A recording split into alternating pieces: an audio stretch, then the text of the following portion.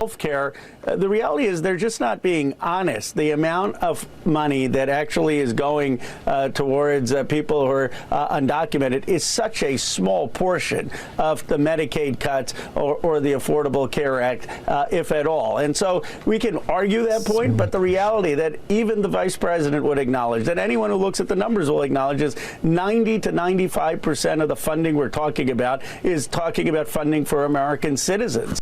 In terms of health care, so the reality is they're just not being honest. Here's why the it's amount okay. of money that actually is.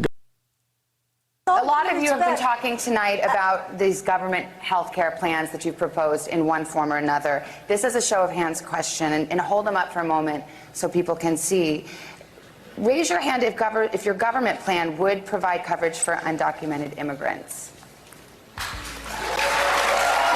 Okay. All of them? Let me start with you, Mayor Buttigieg. All of them? A lot of you have been talking happening. tonight about these government health plan would provide coverage for undocumented immigrants. All of them? Okay. Al Franken says, is J.D. Vance a liar or just woefully ignorant when claiming that Democrats want to give health benefits to undocumented immigrants? Would provide coverage for undocumented immigrants. Look at it. Hands up in the air. There they are. Okay. Let me start with you, Mayor Buttigieg. Why? Let me start with you, Mayor Buttigieg.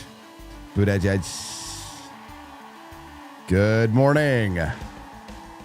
Rise in freedom. I'm Austin Peterson. You're watching and listening to the Wake Up America show on the For Liberty Network.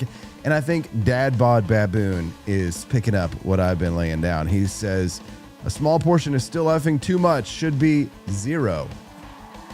Damn right. 60 degrees here in Jefferson City, Missouri. What's it like where you are?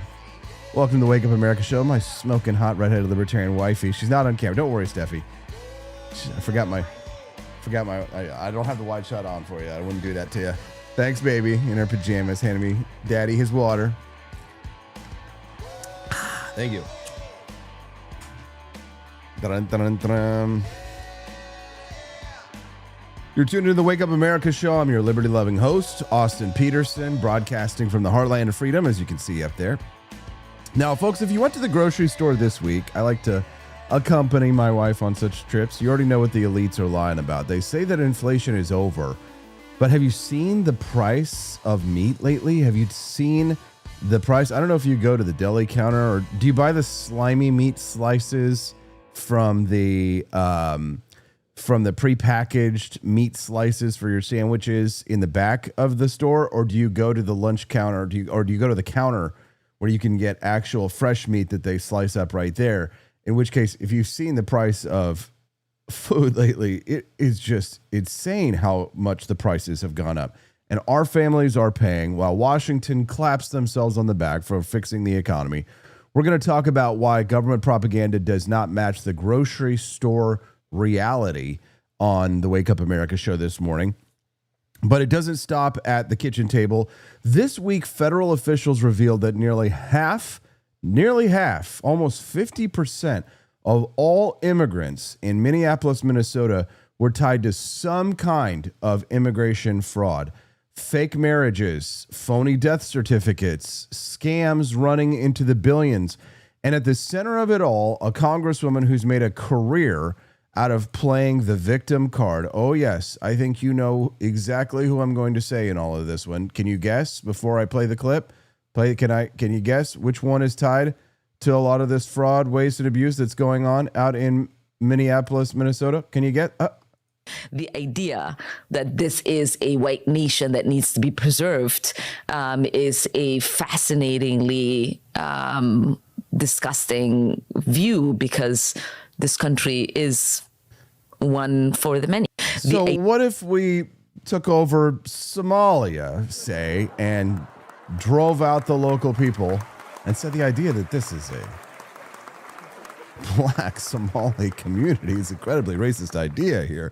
Welcome to the Wake Up America show. Don't forget to click the like button. We'd love to have you be a regular guest on the show. Andy Opperman, confirming what I've been saying, says beef is out of control. Sale prices on hamburger are now $6 for crappy stuff. Yeah, agreed. So we're going to talk this morning about grocery prices. We're going to talk about all of the fraud going on here that is threatening American liberty here at home. And then we're going to go bigger, the big topic today, because it's not just Minnesota where fraud is occurring. It's not just the Somalis.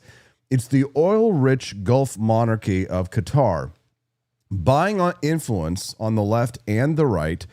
PR firms paid hundreds of thousands of dollars a month to plant pro-Qatar stories in Fox News and in the New York Post. Millions of dollars funneled into Newsmax to buy silence on certain issues. Even an interview on Tucker Carlson's show was arranged by Qatar's own paid lobbyists. And while Candace Owens may not be taking their checks, her rhetoric echoes their propaganda line for line. That's not a coincidence.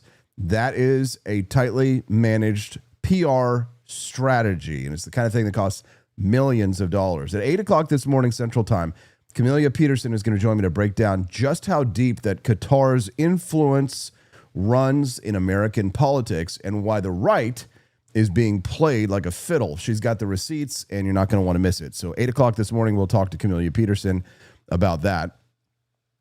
And then at 8:30 a.m. Central Time, Dr. Phil Magnus from Reason will be here to talk about his new article, Why the American New Right Looks Like the European Old Right. What does it mean when America's populist conservatives start echoing the authoritarian right of Europe?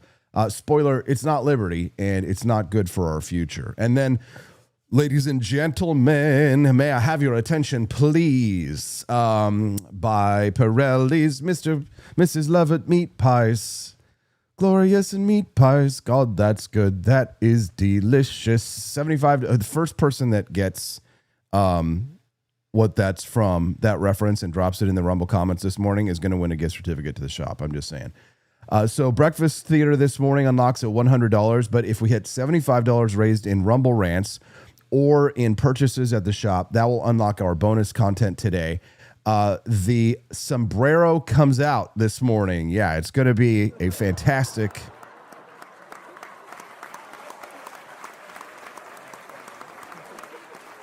I don't know if I should give it to Swine Todd or Sweeney Todd. I think I'm going to have to give it to both of those guys just because I got the point. Yes, Sweeney Todd. So Dees Fan and Dad Bod Baboon, send us a text at the phone number on the bottom of the screen. And Brad, go into Shopify and give them both a $5 gift certificate to the shop. There you go. $5 in Liberty Bucks. There you go. And if we hit $100 raised in purchases made at the shop this morning, then that will unlock the bonus content, which is Hakeem El Hefron. After being deep faked in a sombrero, Hakeem Jeffries has decided to fully embrace his new identity. We're going to give him the stage to lay out his new platform, which is going to be Universal Tacos. So they've been complaining about it. The press is mad about all of the sombrero memes that the White House has been posting. Posting some images of Leader Jeffries and Senator Schumer. I saw recently. You've said that you're interested in good faith negotiations with these leaders, but what message does that send? Is it helpful to post pictures of Leader Jeffries in a sombrero if you're trying to have good faith talks with him? Oh, I think it's funny. The president's joking, and we're having a good time. You can negotiate in good faith while also poking a little bit of fun at some of the absurdities of the Democrats' positions, and even poking some fun at the absurdity of the Democrats themselves. I mean, I'll tell Hakeem Jeffries right now, I make this solemn promise to you that if you help us reopen the government, the sombrero memes will stop. And I talked to the president of the United States about that. Now, to your first posting some. Hakeem Jeffries has decided to fully embrace his new identity. We're going to give him the stage to lay out his platform for Universal Tacos. So, Medicare for migrants and taco trucks at every polling place. You don't want to miss it. So buckle up, pour a cup of Jeffersonian Java, and let's get it, because today we're going to expose America's enemies within: Somali scams, Qatari cash, and the collapse of the new right. So today's question: who's stealing your groceries? Who is engineering scarcity in this economy? We're going to walk through the facts. We'll call out the culprits, and we're going to set the stage for what's next, because what's true of food is true of everything. Scarcity is leverage. It's power over we the people.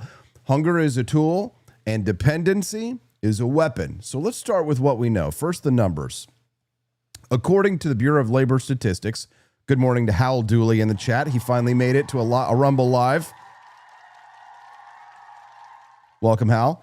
We're going through some numbers this morning, talking about grocery prices this morning. I don't know if you've seen the price of meat at the local Hy-Vee, but it's pretty expensive, Hal. I don't know, where do you go to grocery shop in town? You go to Schulte's, or where do you go? Schnucks on the other side of town? I'd be curious to know. But according to the Bureau of Labor Statistics, the Consumer Price Index, which is the food index, right? It rose 0.5% in August alone.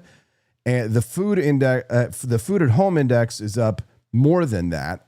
Over the past 12 months, food at home is up 2.7%, and meats, poultry, fish, and eggs are up 5.6%. So the overall food index for what we're paying to eat our groceries at home is up 3.2% year over year. So that is surpassing the rise in general inflation. Oh, Schnucks. Schnucks is good stuff. Stephanie and I love Schnucks. They've got a really good reward program there. Derek Mollier goes to Safeway or Grocery Outlet. Good to know. Well, if you've been to Schnucks lately, then you've probably seen how expensive it is. You know, just when I buy myself a little desktop fryer where I can make my fish and chips, it's Stephanie's favorite food is fish and chips. So I got us a little fryer so I can make her homemade fish and chips. Cod used to be not an expensive fish meat. But now, if you want to get a white fish, a plain white fish that you would use in a general fish and chips recipe, basic, the beer and pretzel set kind of food, it's unbelievable how much that fish costs. Unbelievable how much that costs. And meat is not just a luxury price point anymore. In August alone, beef prices jumped 2.7%. Fresh vegetables, 2.8%. Fruits and apples up 3.5%. Produce had been soft earlier in the year, but now they're starting to catch up because of droughts, some of the disruptions in the climate. Transport bottlenecks have been hitting it really hard too. Look at your own spending. A TD Bank consumer survey found that 49% of Americans say groceries are the line item that has increased most in their budget over the past year. What about you? I'd be curious to hear if you guys have experienced this and been noticing the rise in the prices of your eat-at-home foods. We've been eating at home a lot more just because it's insane how much it costs to go out. Now, we have this local restaurant. It's kind of a local hit. It's called the Echo Lounge. When it's funny, too, because it used to be when you got fast food that it was not comparable to going out to eat at a restaurant. The Echo Lounge here in town just happens to have reasonable prices for their food and pretty good food. But if you go, the Burger King is next door. You might actually spend, if you got 2 burgers at the Echo Lounge, you might actually spend more money at the Burger King than you would at the Echo Lounge and get sat down and have service. Now with tip and all, the stuff, it might end up being a little bit more. But still, wouldn't you rather have nice sit-down service at a proper restaurant than go to a Burger King, get a greasy, nasty thing that somebody may have spit in the back just so that you can get the icy Coke? I don't know. The icy Coke might have. I don't know. Maybe the Coke would have been worth it, but they don't have icy Cokes at Echo Lounge, but they do have Yingling. So in Maine, food pantries are sounding alarms on this. Volunteers are gone. Donations are falling. The demand is spiking. In Washington, D.C., there's over 820,000 people facing food insecurity. That is a number rising year over year. And the prices are climbing. And if you're expecting the government to be your grocery clerk, you're going to starve to death. So why is this happening? What is driving it? And who is enabling this? One big driver to this, and I know you're going to be really angry at me, tariffs and trade disruptions. I know. I can't support Trump and disagree with him on this. What? I can't be a Republican because I know. Shut up. Stop it. Import costs go up and the costs get passed to you. Drought, soil loss, water shortages in prime growing regions. We had a drought that was happening here in Jefferson City for a while. We only recently got some relief with some rain, and there's a lot of farmers right here in mid-Missouri. Shrinking cattle herds, that is a real problem. Labor shortages, logistical bottlenecks, fuel costs, all playing their part in the rise in grocery prices. But here's where the policies get perverse. So the subsidies that are happening right now, they're going to these big agribusinesses. And for the tariffs, Trump's like, oh, we're going to give that money to the farmers. Okay, they're taking our money and they're redistributing to the people who are raising our prices. All of these environmental mandates, regulatory overreach, bailouts, tariff redistributions, the small producers get punished and the big corporate agribusinesses, they get bailed out. And all of these perverse incentives, they feed into the scarcity that ultimately is what causing the prices to rise. It's the scarcity. Right? If I don't know if you're like me and you got a taste for scallops. I'm a big seafood guy. Unfortunately, I live in the middle of the country and there's no oceans around. So if I'm going to eat scallops maybe once every couple of months, you would not believe how expensive those things are. They were expensive already, but you got divers that have to go out and hand pick these things off of the bottom of the ocean. It's insane. So if you want to try and eat healthy, which I think seafood is a little bit healthier a lot of times, not always. You got to balance the mercury poisoning with the with the health benefits of the fish meat. And I don't want to hear from people who are like fish is basically a vegetable, but fish is really delicious and it's good for you. Perverse incentives everywhere. And, inflation itself is sticky. The Fed's preferred measure is running at about 2.7% annually. They want you to believe that inflation is settling, but food is the one place where it refuses to back down. So, and this is where the pressure is the greatest in the economy right now. It's all about our grocery bills. And nobody else is talking about this. Who else is talking about these? I mean, I feel like this is the biggest story that's going uncovered. What do you think? Do you agree? If so, send us a text and let us know. 573-319-1586. That's 573-319-1586. Calville says in the chat, says that I'm full of cow shit and says he doesn't buy meat. He raises it. The prices of everything went up, but people complain about meat. He says adjusted for inflation, meat would be $53 a pound. Well, what are your thoughts on that? Send us a text at 573-319-1586. That text line that you see at the bottom of the screen, you can send us a text at any time that you like. 573-319-1586 is the text line, and you can hit us up on that anytime that you like. Mondays through Fridays is the show schedule, but we'd love to have you text us anytime. Cecilia says, ooh, scallops with a nice truffle risotto. Now that's some elite eats. Yes, I make a really delicious garlic butter scallop pasta. Lovely, lovely, lovely meat. A good steak is effing expensive. That is very true, my brother. So here's what this means. When food is expensive, dignity is expensive. When protein is taxed by crisis, our health is taxed. When fresh produce is priced out, our choices shrink. You don't just lose wealth, you lose options, control, autonomy. The quality of the food goes down. We're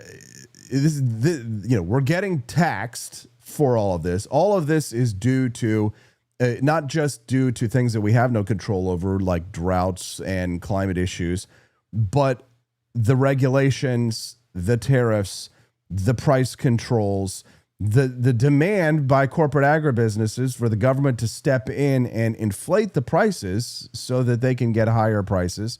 All right. So, and then they'll say, be grateful for alternative proteins. And then they'll do things like ban the lab-grown meat, which of course they're going to ban the lab-grown meat because it's competition for those big corporate agribusinesses. They don't want, because then what happens if more people are eating that? The prices have to come down. They don't want that. Or maybe they just want us to eat the plant-based burgers, eat the bugs, and live in the pods. Due to economic difficulties, Vietnamese escorts will now only love you medium time. Thank you, Robbie. Glad to know that. Good morning, pineapples. Looking very good and very nice. Listen, scarcity is a tool. Government scarcity, artificially induced scarcity, this is a tool. This is a leverage over us. It is a leverage over our lives. It is a leverage over our liberties, our ability to to properly maintain ourselves and our bodies. If I can make that gallon of milk harder to get, then I can make the buyer more compliant. If I can raise the price of eggs, I can raise your anxiety, your dependency. I can control what you eat, where you live, how you shop, how far you drive. Right? They have weaponized your grocery list. They've turned your meal into leverage. They've turned your refrigerator into a negotiating chip. And we have to start seeing that way, not as hunger, but as leverage. And if you don't fight for food sovereignty, we won't win real sovereignty. If we can't control our tables, then we cannot control our fate. Love to hear your thoughts on this. Don't forget to click the like button. If today is your first time watching the Wake Up America show, I would love to have you be a regular guest. Join all of our friends at rumble.com/AP4Liberty. And the way to do that is to click the follow button. If you're joining us live for the first time today, there's a follow button underneath the video that you're watching right now. If you click that follow button, it will take you, it will give you a notification when we go live, which is 5 days a week, Monday through Friday, 7 to 9 a.m. Central Time. That's the Wake Up America show schedule. I want to remind everybody that the Wake Up America show does have a merchandise shop, and now that it's October, it's time for us to get spooky with it. We've got a 15% off code right now with code GOTH15 if you want to shop our Halloween collection. Make America Goth Again, No Lives Matter, Michael Myers hoodies and t-shirts, Wicked Witch of the Left candles, Make Halloween Great Again Trumpkin t-shirts, Spooky Season pineapples, Government is Scary tees, and just like the topic we were just discussing, due to inflation, this is my Halloween costume this year.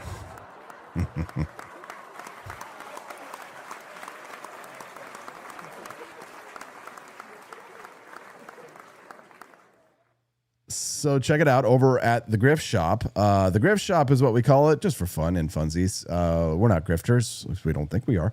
But we call it the Grift Shop because it's funny. And if you go to thegriftshop.com, that'll take you to our shop where you can see our due to inflation. This is my Halloween costume t-shirt and all of our other sweet Halloween gear. For those of you who would like to help unlock today's bonus content on the show and support Turning Point USA, we are giving the profits from our Charlie Kirk Freedom shirts as contributions to Turning Point USA.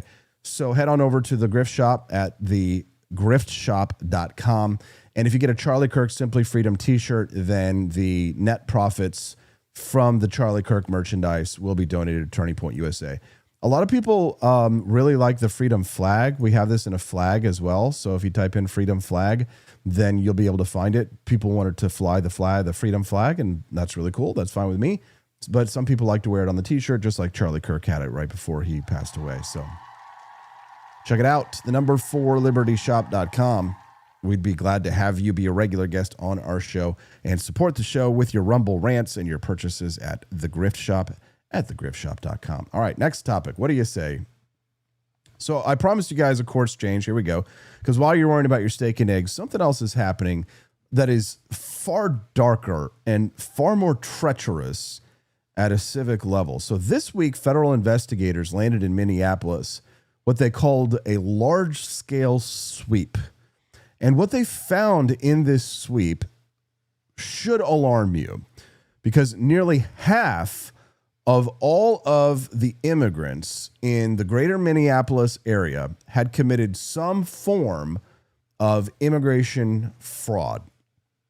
Sham marriages, fake death certificates, you name it. Forged documents, the whole kit. And when nearly 50% of new families are fabrications, what does this say about our cultural integrity, about the legal norms of this country, the rule of law? I mean, and this is more than just a policy erosion. This is a civilizational erosion.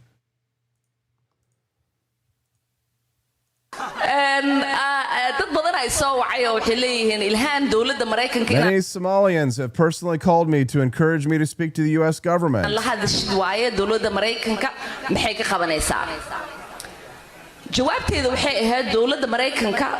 My answer to Somalians was that the U.S. government will only do what Somalians in the U.S. tell them to do. They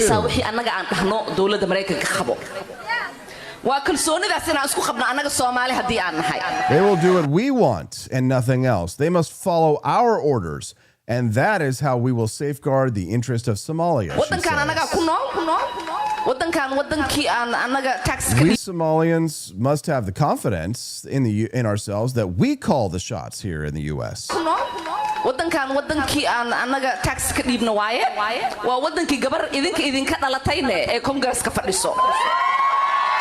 There you go. The clash of civilizations. It's happening on our home front.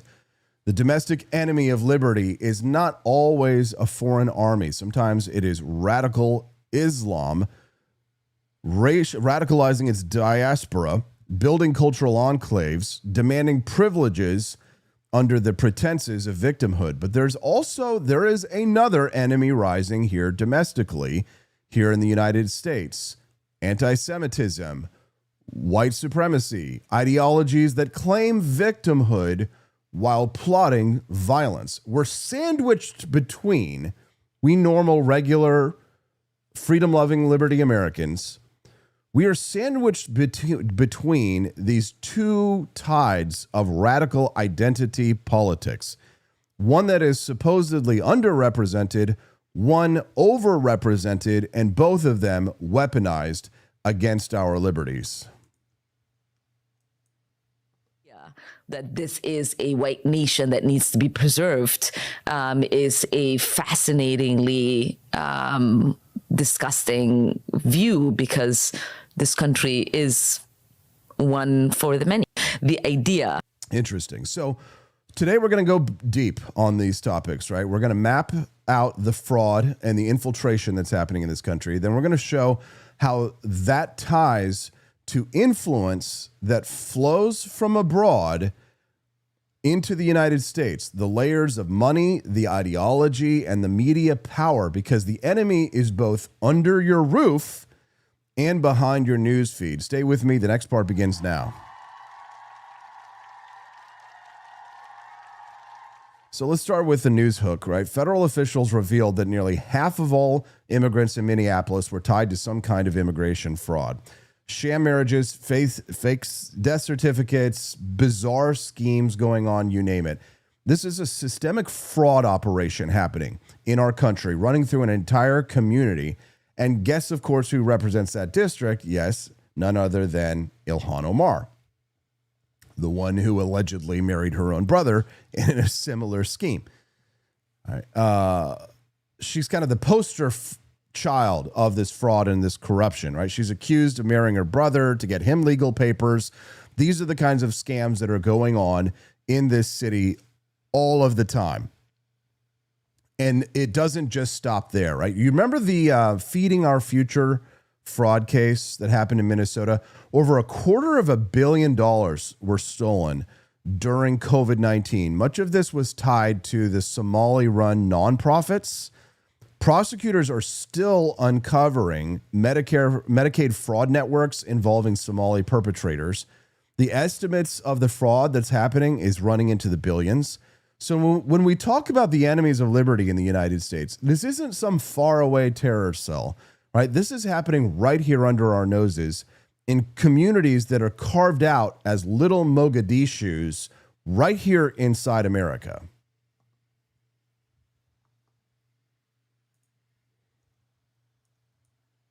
Dang it. This is Savannah Hernandez standing in front of the Al Hassan Islamic Center in St. Paul, Minnesota. Now, I'm standing here because this mosque has made national headlines after they penned a letter of community support for a Somali immigrant who sexually assaulted a 12-year-old. Now, back in 2024, this perpetrator was charged after abducting a 12-year-old from her backyard, forcing her into his vehicle, and then sexually assaulting her. He has since been convicted of first-degree criminal criminal sexual assault. Now, after being convicted, his family members were sending letters to the judge to ask the judge to consider his character when making that sentencing. And one of those letters came from the Al-Hassan Islamic Center. It was actually signed by their executive director, stating that he had to face cultural differences and the challenges of taking on a new culture. They also framed him as a family-oriented man who sends his money oftentimes back to his family members in Somalia. The judge actually gave him the lightest sentencing possible. He is only going to be serving 8 years in jail for this crime. He was sentenced to 12 years, but those last 4 years are going to be spent out of jail and on probation. By the way, in Islamism, there is no individual liberty. Right? The Ummah comes first. The obedience to their religious law comes first. That is why you see criminals shielding. That's why you see these communities shielding these kinds of criminals from law enforcement. The fraud is justified if it serves the group. And politicians like Ilhan Omar, they play the victim card whenever the scrutiny comes around on them. It's the same pattern. Corruption, but it's dressed up as a cultural identity. Oh, this is our culture. We marry our brothers, help them get immigration papers, right? This is their culture, right? And any criticism of that is smeared as bigotry. That is not assimilation. That is subversion. And it's every bit a threat as real as white supremacy may be, or Antifa extremism. Both are collectivist cults. Both despise the founding principles of this country. And this connects to a bigger picture, because it's not just about Somali scammers, right? The small-time people, the Nigerian princes of the communities, right? It's also about foreign regimes that are weaponizing the same ideology, but with oil money behind it. So let's talk about Qatar. It's a tiny Gulf monarchy, barely has 3 million people on it, sitting on natural gas reserves and wielding outsized influence. Yesterday, I'm a big America First guy, and part of that has to do with foreign adventurism. Yesterday, the President of the United States made security promises to Qatar, suggesting that we will provide security to Qatar to ensure that they will never be attacked. That essentially using the American military to guarantee that Qatar will never be attacked. Now, that is, in my mind, a very suspicious deal. Trump orders a security guarantee with Qatar, designating any attack on the nation of Qatar as a threat to the peace and security of the United States. Now, what I find fascinating about this is that if you had said something like this about Israel, if there had been some kind of a deal like this made about Israel, we would have been hearing about it nonstop. Of course, Ilhan Omar and the squad, the Rashida Tlaibs, they would have all had to run to the cameras immediately. But it seems more and more that Qatar is what the leftists and the Lolberts claim that Israel is. Take a listen. In Gaza, as President Trump pushes for peace in Gaza, the White House is now giving unprecedented security guarantees to one of the countries negotiating an end to the war. I want to thank Qatar, its leadership, and the Emir. He's a fantastic person. I think, I'm going to be his public relations man because I know him differently than a lot of people know him.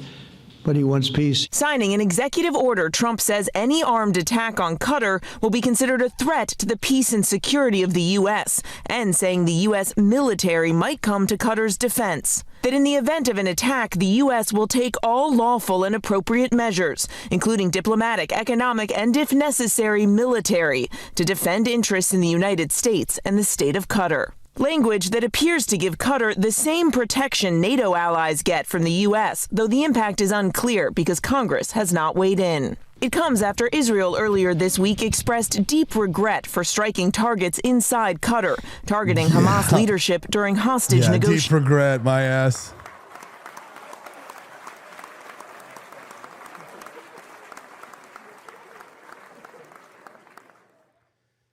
Qatar, or Qatar, if they want to call it. I hate saying it like that. Qatar. Sounds dumb. Qatar funds Islamist movements abroad. They host Hamas leaders in luxury hotels in Doha. The reason why Israel struck Doha in Qatar is because Hamas officials were hanging out in luxury hotels in Doha. Qatar bankrolls Al Jazeera, which if you don't read Al Jazeera, consider yourself lucky. AJ Plus, Al Jazeera Plus, media platforms that are in English are pushing narratives that are hostile to Israel and the West. And here's the crucial thing. Here is what has changed in recent years. I've been in this game for 20, 25 years. I know who Al Jazeera are. I know who they're funded by. I know what their game is. But their strategy has changed in the last 10 years. They've learned to play the American game. They know that if you want influence in Washington, D.C., you have to buy it. If you want silence in the media, all you have to do is buy it. And Qatar is buying friends on both the left and the right. If you read Al Jazeera, it reads like a leftist communist trash rag. But if you listen to some of the voices in the media on the right, interestingly enough, some of them are starting to play narratives that seem suspiciously to align with the government of Qatar. Qatar has gone into overdrive in recent years, targeting conservatives. This is according to Farah Files. Did you think I wouldn't bring receipts that I would be like some others in the media on the right and just make wild claims and accusations without any kind of documentation to prove what it is that I'm saying? Absolutely not. This is the Wake Up America show, baby. AP for Liberty. Funny shirts, serious news. All right, according to FARA filings, before the 2024 election, only 10% of their lobbying targeted the right. But after Republicans swept back into power in Washington, then over half of Qatar's outreach shifted to conservative media and conservative lawmakers. That is not an accident. That is a deliberate strategy. So here's how this works. Qatar hires Republican insiders at big money retainers. Luminate Advisors, Lumen8 Advisors. Look it up. It's run by a woman by the name of Rebecca Diaz Bonilla. She is paid $180,000, not a year. She's paid $180,000 a month from the Qatari embassy. GRV Strategies, run by Garrett Ventry, Ventry. Take notes if you want to follow this stuff and know what's going on so that when the Candace Owens schizoids start talking about Israel money, AIPAC, write this down, write these names down, and look this up. Check your fact check. I love being fact checked. Fact check me all day. All right. Garrett Ventry, Ventry. He's a former GOP Hill aide. $80,000, not a year, a month. Their job is to get positive coverage for Qatar in American conservative outlets. Now, do you think that if you were going to get paid $80,000 or $180,000 a month, that you were going to work your butt off to try and get positive coverage? Do you think you could do it if you were getting paid $80 or $180? If I were getting paid $180,000 a month, I could get Christian news periodicals to write pro bono defenses of Satan's point of view for the Bible. I could. It's just money. You buy the right dinners, the right bottles of wine, the right prostitutes. You'll get it. It works. DOJ documents show that these pitches went out. Stories magically appeared. On February 20th, 2025, go back and check this. Fox News gets a text from a Qatari lobbyist.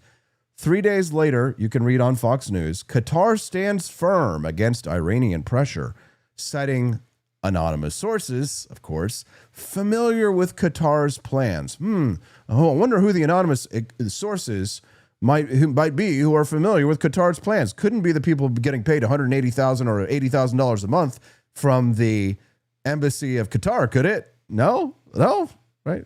How would they be in? How would they know? Who are these anonymous sources? Fascinating. In December, the New York Post was pitched a pro-Qatar angle, and within days, they ran a story touting Qatar's role in hostage negotiations. That's how influence operations. That's how they look in real life. If you ever make it, if you're an aspirational type of person in the media and you happen to listen to the Wake Up America show, maybe you're a young person and you're thinking, oh, one day I'd like to do what Austin does and I'd like to work at Fox and I'd like to get into the corporate media. You are going to see these influence campaigns.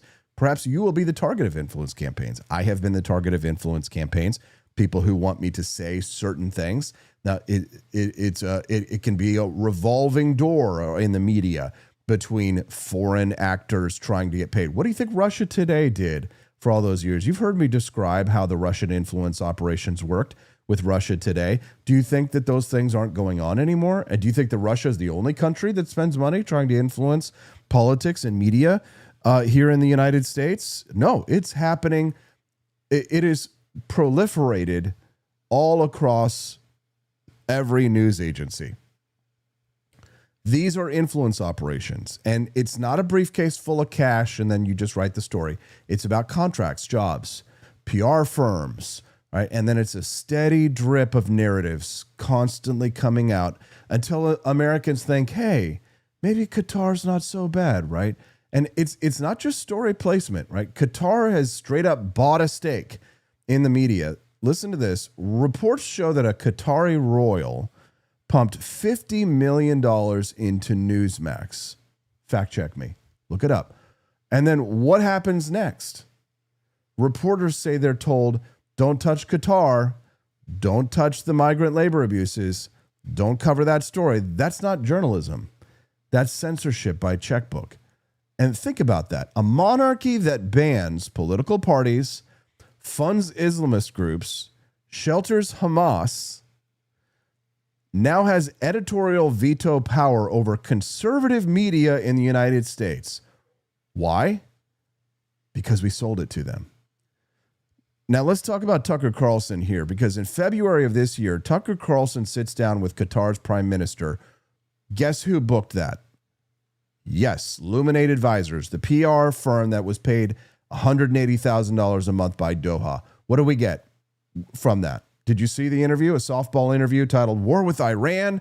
The Prime Minister of Qatar is being attacked for wanting to stop it. 6 million views in hours. Right. Tucker gave the Qatari PM the platform to say, we're peace brokers, we're unfairly attacked, we don't support terrorism. That was the narrative that Qatar wanted. That's what they wanted. That was the message they wanted to get out. And for the $180,000 a month from Luminate Advisors, they got the narrative that they wanted out to the 6 million people. Trump denied, now, let's be fair here. There's no evidence that Tucker took the money himself from Qatar, and he does deny it. But the fact is, whether Tucker got any money or whether he denied it doesn't matter, because his platform was leveraged. His platform was used to get out the message. The money went from Doha to Luminate Advisors, who set up the interview to get the angle that Qatar wanted so that they could reach the 6 million people and they could ensure that the American people who listen to Tucker Carlson are properly fed the narrative that Qatar wants them to believe. So, and also what was Tucker's rhetoric during that interview? Skepticism of Israel, right? Opposition to war with Iran. And of course, this dovetails perfectly with Qatar's diplomatic goals. Is that a coincidence? Well, maybe, but for Qatar, it doesn't matter if it's a coincidence, because for them, it's mission accomplished. And then there's Candace Owens. She's split with the Daily Wire. She went after Ben Shapiro. She's called out U.S. funding for Israel's war. And she's accused, quote, political Jews of using their identity as a shield. Now, who else would do a thing like that, use their identity as a shield? Her rhetoric, of course, has been condemned by many on the left and on the left and the right, the honest brokers on the left, of which there are vanishingly few. but she is being called more and more by people on the right as anti-Semitic. And then here's the rub. Her narrative matches Qatar's to a T. Candace Owens says, stop U.S. aid to Israel. Okay. Criticize Netanyahu. All right. Highlight Palestinian suffering. Interesting. Qatar's state media, same message. All right. Is there any proof that Candace is funded by Qatar? No. I have not found any proof that Candace is funded by Qatar. She denies it. She says it's a smear. But perception matters. It does. When your talking points echo Doha's propaganda arm, Al Jazeera, then you're doing their work for free. And don't forget, Qatar's own media, AJ Plus, they pump out a lot of this youth-targeted progressive content. It's anti-US, it's anti-Israel, it's dripping with woke jargon. But in 2021, Al Jazeera launched a conservative project called Rightly, aimed at Republicans. It failed, but it shows their intent, right? Qatar wants influence on both ends of the spectrum. How did Emperor Palpatine manage to rise to power? What did he do in the Clone Wars? He pretended like he was on one side, and then he pretended like he was on the other side, and he played the two against one another. So Qatar funds Al Jazeera, AJ Plus, all of this progressive content, and then they fund all this conservative content. Imagine if the For Liberty Network, if we rebranded and we produced a lot of preservative, what would you think of me if I produced all this conservative libertarian content, but then I was also making investments in producing all of this progressive and communist content? What would you think of me as a man, as a person? What would you think I was trying to do if I were funding Hassan Piker and Destiny and all of these leftists, these popular leftists, Harry Sasson, right? You would think I was playing both sides against the middle. This is what they're doing. It's happening right there in front of me. Nobody's talking about it. Nobody's reporting on it like AP is. And that's why you watch the Wake Up America show. And that's why we're the best around. The Dragon 7777 says, I thought something was up with Candace long ago, but confirmed she's controlled when she pretends to research Charlie, but only talks about the fake shooter, ignoring Mike explosion and security in on it. Dragon, welcome to the land of sane liberty lovers. Nothing's gonna ever keep you down. You're the best. So they don't care. Qatar doesn't care if it's Shapiro's audience or AOC's. They want their narratives. They want Hamas painted as victims. They want Qatar painted as a peace broker. They want Israel to be painted as the aggressor. And they want these stories planted in America's minds. But here's the dirtiest secret. Qatar, they buy Democrats and they buy Republicans. Pam Bondi, Florida AG, on contract, $115K a month. Former Congressman Jack Kingston, payroll. Kash Patel had to disclose that he consulted for Qatar last year. This is systemic. Washington is for sale, and Qatar has the checkbook. So let's tie this all together. The Dragon says, same with Alex Jones. Most of them running with the made-up BS. Oh, but brother, the Dragon, thanks for following us and liking the stream, bud. You're in the right place. I hope you'll come back and join us for the regular show, because we are truth tellers, calling it out no matter who it is that's in power, right? We're going to tie this all together now. So we've got billions of dollars of fraud happening in Minneapolis, Minnesota. The Somali fraud shows that on the grassroots level, we have these little scams going on right now. Sectarian corruption. Right. And then Qatar is the elite version of the corruption that's happening here in the United States. They've got the polished lobbying. It's not just, Muslim cousin brides or sister brides in order to get green cards. You've got the Somali corruption on the grassroots level. You've got the Qatari corruption on the highest level. Right. Polished law, $50 million media buys, Fox News stories planted, Tucker Carlson interviews booked. And the result of this is that you have an America First movement sounding suspiciously like Qatari First. This is why we need to clean house in this country. No more tolerance for fraud-filled Islamist enclaves, defrauding our system and raping our women and our children and getting away with it damn near scot-free. No more foreign money dictating over conservative media. No more soft spots for regimes that host Hamas. We're going to talk to Camelia Peterson about that 5 minutes from now. I'm glad that we are having this conversation this morning. It's difficult conversations, and these are the kinds of conversations that don't make friends. So if you guys want to support the Wake Up America show, please do so with Rumble Rants so that I don't have to take money from Qatar or Israel or the CIA. I can give you guys the truth, the whole truth, nothing but the truth. So help me God. We'll be right back. It's the Wake Up America show on the 4 Liberty Network. Keep on knocking that bonus content, guys. We're so close. Go watch that instead of commercials. We'll be right back. When the Founding Fathers dreamed of liberty, they forgot one thing: coffee. Introducing Founding Flavors Coffee, the brew that built America, and the brew that's fueling a new revolution, one kitchen at a time. Small batch roasted, Patriot approved, and disappearing faster than a red coat at Yorktown.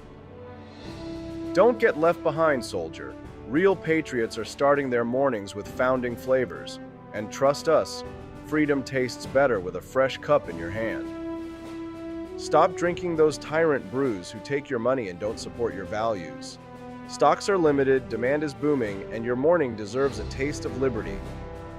Order now at 4libertyshop.com before the next shipment gets signed, sealed, and sold out. Founding Flavors Coffee, the official brew of morning rebellions everywhere. Get yours at 4libertyshop.com. Legend has it, back in 1773, a band of angry, overtaxed patriots stormed a British ship, found the king's favorite tea, and said, "This would taste better without the tyranny." Then they tossed it overboard. Fast forward to today. That revolutionary spirit lives on in Boston Harbor Black, the boldest brew in the 4 Libert tea lineup. It's dark, it's smooth, it's unapologetically American, just like the folks who drink it. Whether you're sweetening it up on the front porch or drinking it straight like a Minuteman before battle, this isn't tea for royalty, it's tea for rebels. No fake flavors, no corporate slogans, just a cold glass of Don't Tread on Me in liquid form. So skip the woke iced tea aisle and stock up on Boston Harbor Black at 4libertyshop.com. Because when the heat's rising, the least you can do is drink like a patriot.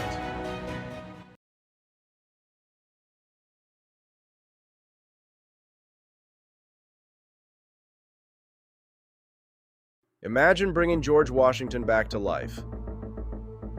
Just to explain that in 2025, men can get pregnant, waving an American flag might offend someone, and our government is $34 trillion in debt. But that's not all, George. We have drag queen story hour for toddlers. Pronouns are mandatory. And Harvard can't define woman. Oh. And we send billions to Ukraine but can't fix potholes in Ohio. You know, just normal modern empire stuff. I'm sure he'd be totally cool with it. Right after he finishes reloading.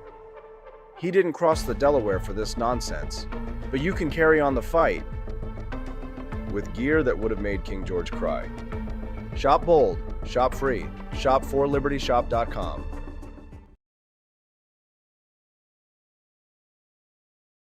Patriots, listen up. The sun's out, the shades are on, and the Gulf of America is wide open for business. This summer, don't show up to the beach looking like a landlocked liberal. Gear up with the Gulf of America collection. Towels, tumblers, shirts, hats, fanny packs, because nothing says freedom like cannonballing into liberty with style. Whether you're grilling burgers, catching waves, or just flexing on social media, do it draped in stars, stripes, and pure American greatness. The Gulf of America isn't just a place, it's a lifestyle. Hit 4libertyshop.com and roll into summer like the Founding Fathers just handed you the keys to the coast. Beaches, BBQs, and bald eagles approved. You should too. Head over to 4libertyshop.com and get your Gulf of America gear. Summer is coming fast. That's 4libertyshop.com.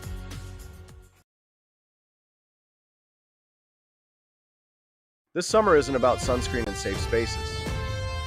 It's about liberty, laughs, and looking like a red, white, and righteous badass. Welcome to the Summer of Freedom collection. Beach towels bold enough to trigger a liberal arts professor. Tank tops louder than a 4th of July fireworks finale. And mugs that scream, "Don't tread on my caffeine." Whether you're storming the sandbar or just grilling like George Washington with a Bluetooth speaker, this is the gear that lets everyone know. You're not here to play woke. You're here to play cornhole with conviction. So crack open a cold one, fire up the freedom, and rock the merch that makes communists cry. The Summer of Freedom is here, and it's absolutely unapologetic. Here at Alligator Alcatraz, the fence keeps them in. But slip up, and you're on my plate. Looks like breakfast is making a run for it. We got 3 hot meals trying to check out early from Alligator Alcatraz. They can splash, they can sprint, but there's no escaping Alligator Alcatraz. Caught 2. The third? Huh. The swamp's got its own way of catching runaways. Mama was wrong. Gators don't need toothbrushes. Just an honest job making America great again.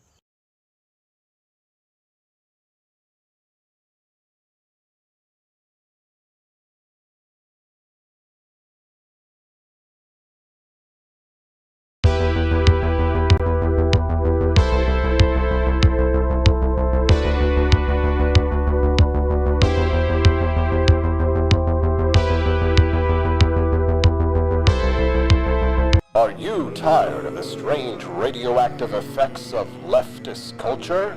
Do you ever wonder what happened? The unprecedented Israeli strikes last month in Doha reportedly enraged U.S. President Donald Trump. Qatar called the attack a violation of its sovereignty. Israel claimed it was targeting Hamas political leadership. Instead, a Qatari security officer and 5 others were killed. To deter future attacks, Trump this week... Then why did they have Pakistani or Palestinian flags on their bodies? Al Jazeera, the biggest load of Islamist bullshit in the world. Welcome to the Wake Up America show. I'm Austin Peterson. We're glad and thankful to have you here. Camelia Peterson's going to join us on the show this morning. Is she taking Qatari money or Israeli money? No, she's taking the all-American AFP money. She's taking the Liberty money to spread the ideas of liberty here in the United States. Who are you paid for? Who's paying for you, Camelia, to say these things today? Well, you know, we're all bought and paid for, aren't we? I guess so, yeah. I'm bought and paid for by whoever just bought a couple of Charlie Kirk Freedom shirts over at For Liberty Shop this morning. I'll do whatever you say. You're a filthy capitalist. We all know it. I guess I am, Camelia. So I sent you like a lot of this research last night, but you were really shocked by some of the names that I was trotting out that were getting hundreds of thousands of dollars from Qatar, like Kash Patel and Pam Bondi and Republican congressmen. You would expect that they would fund leftists because, of course, leftists hate the Jews and they're going to run all these stories to beat down Israel. But are you surprised at how many people on the right are on the take from Qatar, and now we have this security guarantee to their country? It's kind of shocking. Yes, I mean, I guess, nothing surprises me anymore. It's not hard to get jaded. And, but I mean, Pam Bondi did shock me. And this is because, this has been all about, this administration's whole thing has been about, getting rid of the deep state. We're going to drain the swamp, right? I mean, and I think if you are getting paid $115,000 a month from a foreign government to lobby on their behalf, you are very officially part of the deep state. Yeah. I mean, very clearly. The deepest of the deep.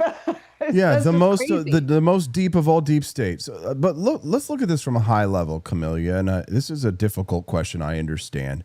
But it's just something that I'm thinking about. When you look at a country like Qatar, this is a monarchy that is built on oil authoritarian Islam, and then global public relations that they spend billions of dollars on to try and buy positive stories. So what story do you think they're trying to sell the world, and why do you think that this story is landing among the American right? Is it just that they're paid off, or do you think that a lot of people, especially young people on the right in this country, really do believe it? Well, they really do believe that they're paid off.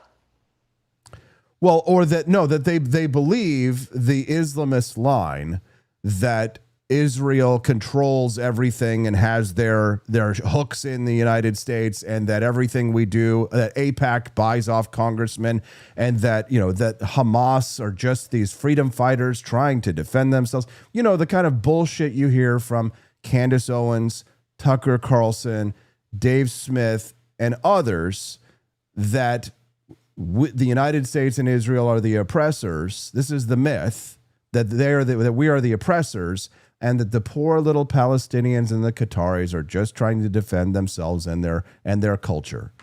Do you think that why do you think people are buying it?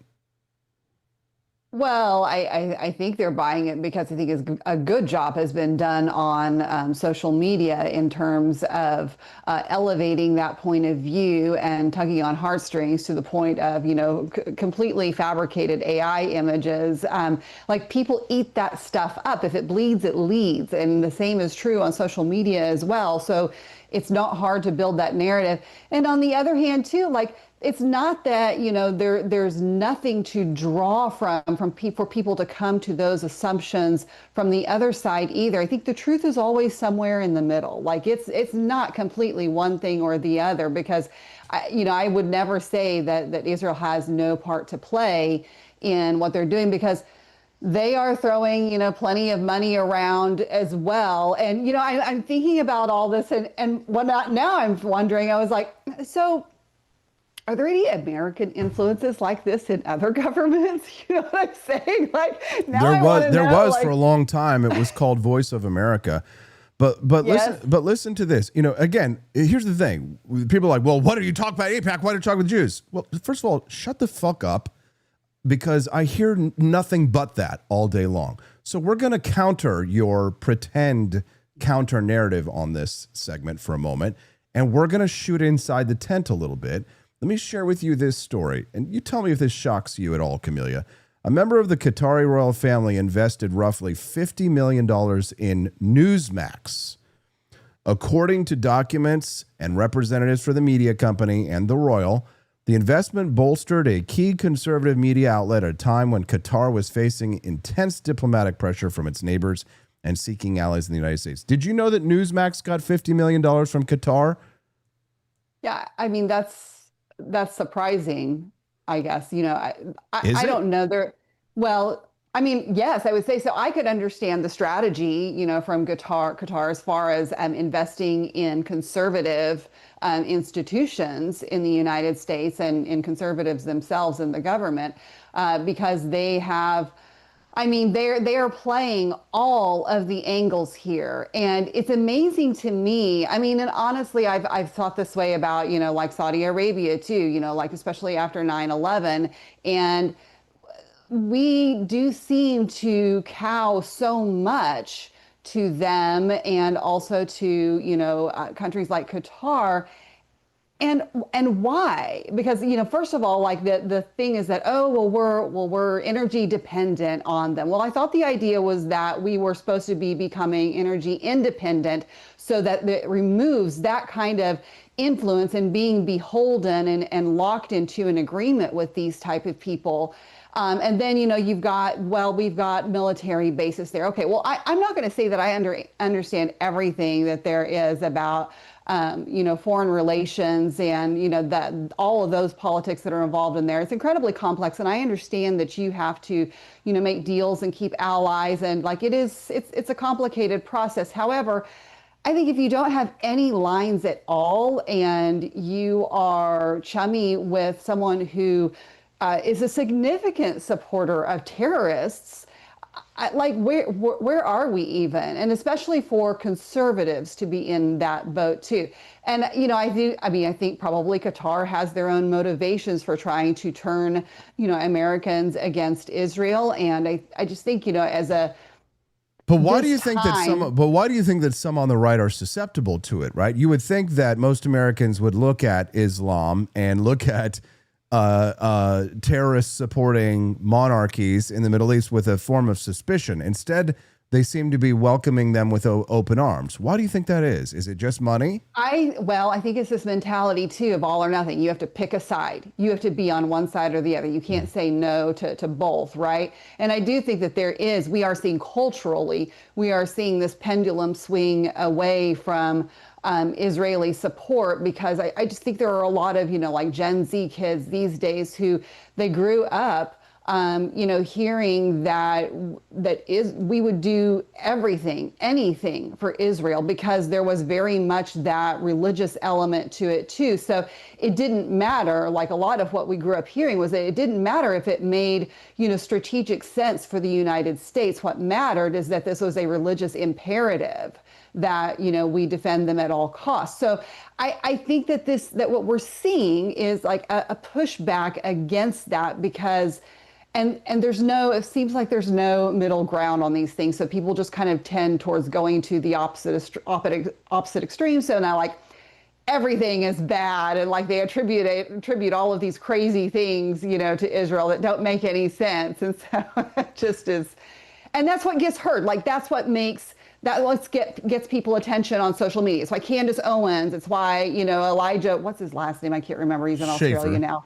Schaefer, thank you.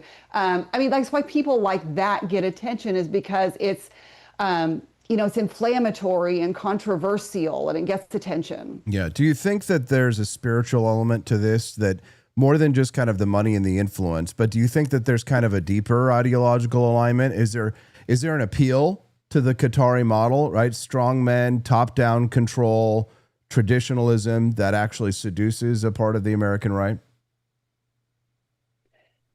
I don't know. Maybe the only place I've really seen that come from is just like really fringe elements. But I do think that, when you talk about whether or not there's a religious element, Israel and Muslim countries have been at it for, hundreds and hundreds of years, and so thousands even. So I think that there is something there that underlying that I don't know. Like there's a lot of people have talked about whether or not that it's even possible for there to ever be, diplomacy or peace, with those countries. And I don't know what the answer is there. The great irony of this is that, for people assigning all of this religious significance to it, Israel as a government itself, as a country, is actually very secular. Another reason why they would despise Israel and prefer a Qatari government, because they don't believe in the separation of church and state, just like these. And Phil Magnus is going to talk about this after this. Many of these Christian nationalists that you and I know, and many of them that we even work with, are very hostile to the ideas of religious liberty. And therefore, they have far more in common with Qatari Islamists than they do with American secular classical liberals like ourselves. Maybe so. Like, I still think, and I think it depends on what kind of people you're talking about. If you're talking about people who are kind of in the elite, they're very neck deep in all of the swamp and the government stuff and everything. I think that's one thing. I think if you're talking about the average American, I think there is still a great deal of where Israel and Judaism are conflated. In terms of the country and the religion. So I think when people think of Israel, they think of Judaism, and that's very, I think, normal and natural for people to do. It's kind of been just the common understanding. But that's not necessarily the case, and I think that the deeper in you are, the more you understand that and make that distinction. And so I don't know, the people that are more susceptible to this, do I think that that they consciously do it because they agree with the tenets of Islam? Not necessarily. I think a lot of this can be chalked up to opportunism. Okay. And the love of money. Sure, no, absolutely. All right, but now you and I, we both believe in religious liberty. But when you're talking about Islamist ideology, they don't believe in religious liberty. They don't believe in a separation of mosque and state. They believe in a Wahhabist-style theocracy, and they want to fund it from abroad. So when does tolerance of their beliefs, Camelia, become surrender? And do you think that people who are like ourselves, who believe in religious liberty, are afraid to confront these Islamists? Well, I think that the distinction comes whenever whatever you do to practice your religion, if it violates somebody else's individual rights and it violates, the foundational principles that this country was founded on and the very essence of human rights, then I think that's where the problem begins. And the thing is like over in Europe, this is what we've seen is they have allowed that line to be crossed. They are literally allowing crimes against humanity and against children in the name of a religion and not offending someone's religion. And that's where, that's the line. And that should be the line here too. Like if people want to practice their religion, that's fine. But if you are doing it in a way that is violating someone's rights and is harming someone, that's not okay. Interesting. I noticed that just now that we've triggered the anti-war types online. Kelly Vlahouse, she just posted in response on X to our discussion about Qatari money and influence coming into the right, which I've documented thoroughly this morning. The immediate response is always to point to Israel, right? You can never criticize the Islamist governments of the world who believe in anti-libertarian, authoritarian, anti-women, anti-liberal ideals without them always pointing the finger to the Jews. But I think it's really important at the Jews and to Israel, and they conflate. So if they'll conflate, I'll conflate for a moment, if you don't mind. And I'll just say that it's important that we have, I believe, a double standard when it comes to how we deal with the Jews and Israel versus the rest of the Arab world. And I'll explain this briefly. You don't treat your friends the same way that you treat your enemies. I don't treat Republicans the same way that I treat Democrats. I don't treat libertarians the same way I treat Nazis, right? You treat your friends like your friends and your enemies like your enemies.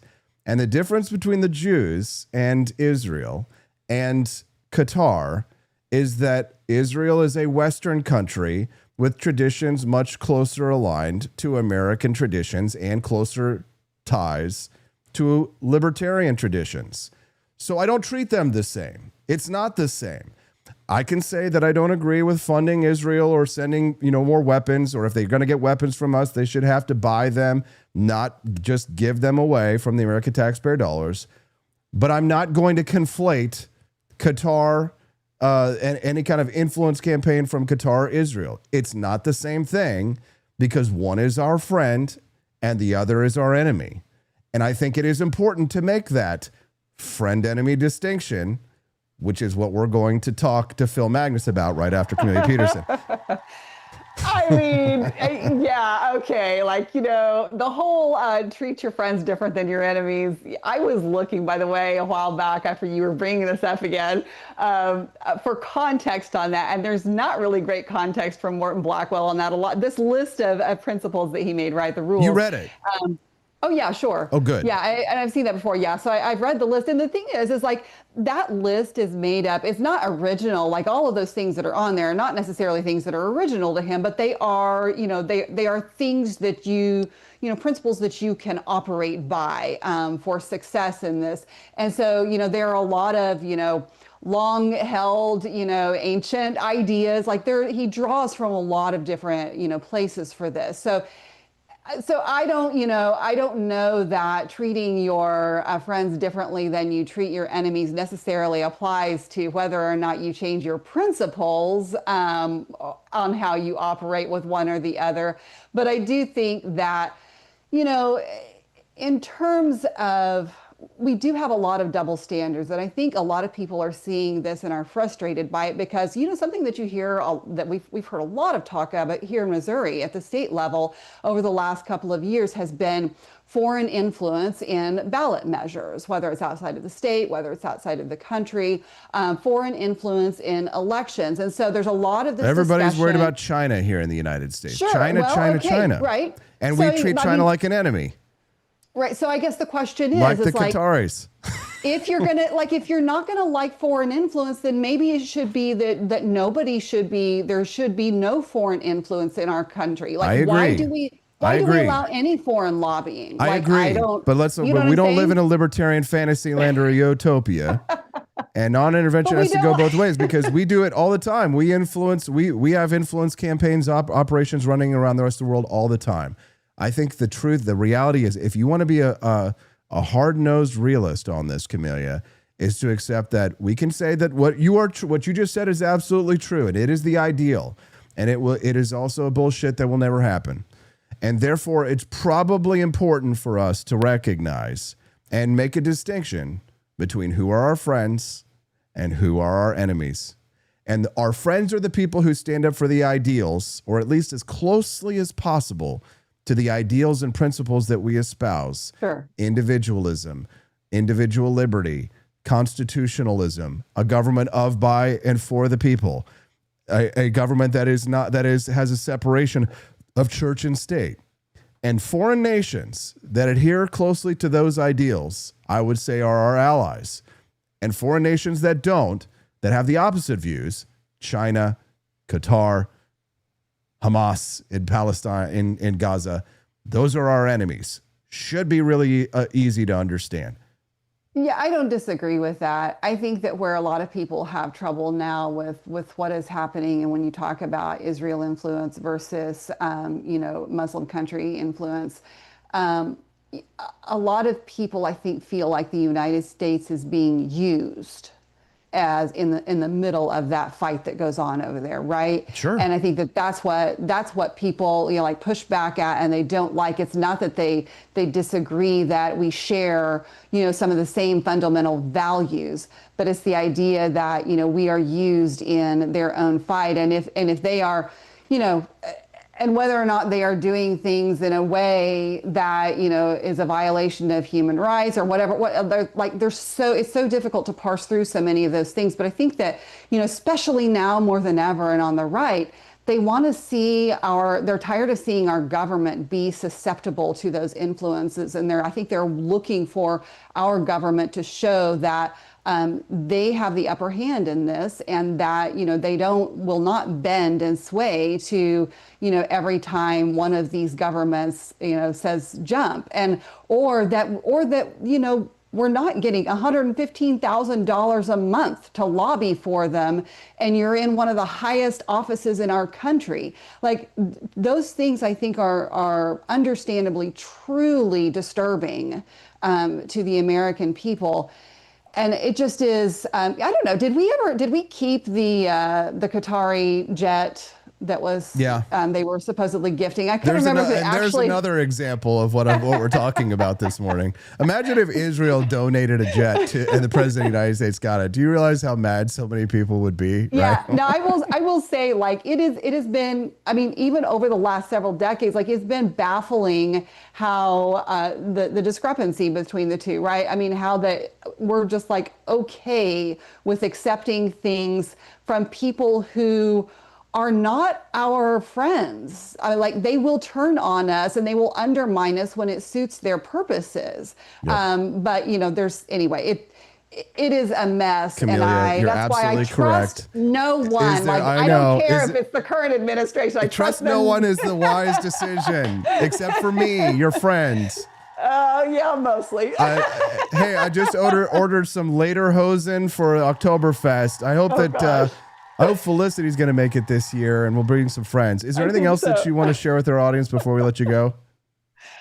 Oh my gosh, I don't know what more can be said about this. I can understand why, the average American just doesn't even know which way to go on this, because it's coming at you from all sides. But I think that Just say follow me on X at Rare Camellia. Okay. Fine. Yes. Just plug yourself. For God's sakes.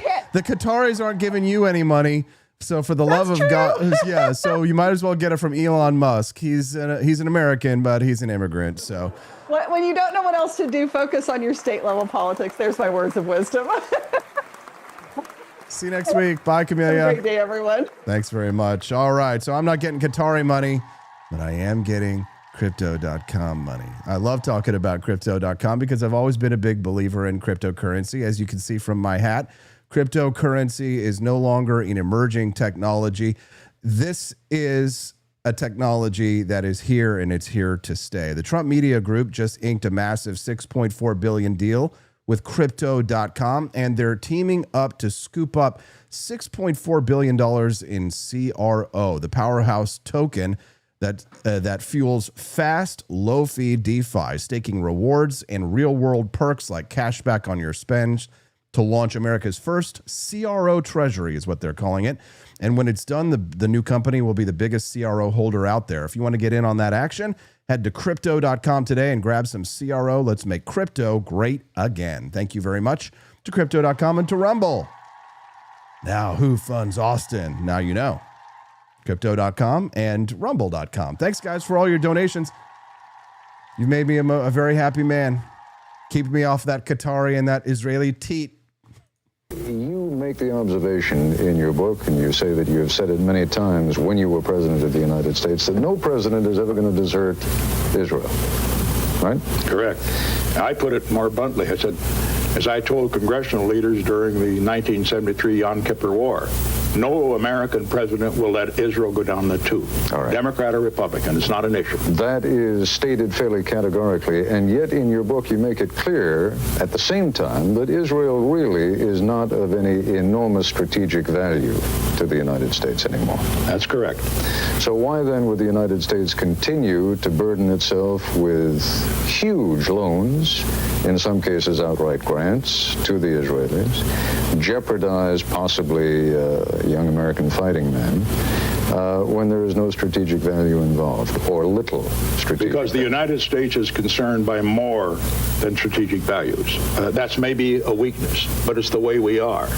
And there are moral issues involved here. We don't have an alliance with Israel. As you know, they're not an ally of the United States in the technical sense. But we have a bond to Israel that's much stronger. It's a moral commitment because of what happened during the Holocaust, and a moral commitment because it is a democracy, the only democracy in that area. And under the circumstances, that is why American presidents and the American people in the future will support all out the survival of Israel if it's attacked. You've always been a very tough, pragmatic man.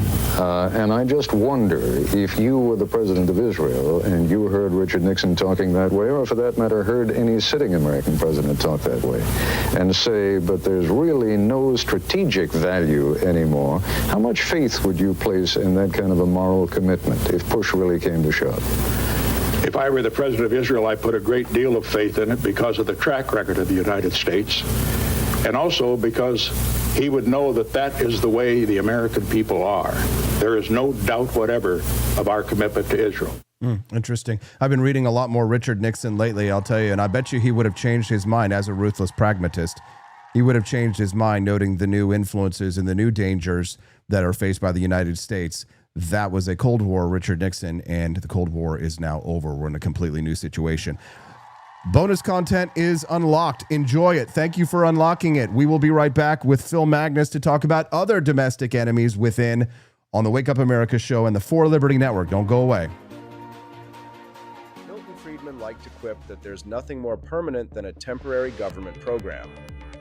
We're seeing more evidence for this adage as the government shutdowns following Democrats' refusal to vote for a spending bill that did not include an extension of temporary Affordable Care Act, ACA, aka Obamacare, subsidies passed during the pandemic.